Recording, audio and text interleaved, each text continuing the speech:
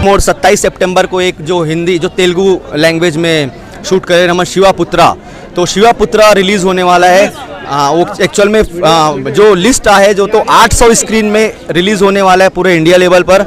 अभी देखो मतलब एक हमारे पास लिस्ट जो है वो 800 स्क्रीन की लिस्ट है। अभी देखो कितना में रिलीज़ होते क्या होते वो आगे ऊपर है 27 सितंबर को। खैर बात छत्तीसगढ़ी 4-5 फिल्म लगातार आने वाला है। तो जो मोर दर्शक मल्ला जो हमेशा ये शिकायत रहते कि मोर फिल्म 4-6 महीना में आते, तो अब वो शिकायत दूर हो जाए। अगले साल मोर 4-5 फिल्म है। जी बहुत बहुत धन्यवाद सर। ठीक है, धन्यवाद।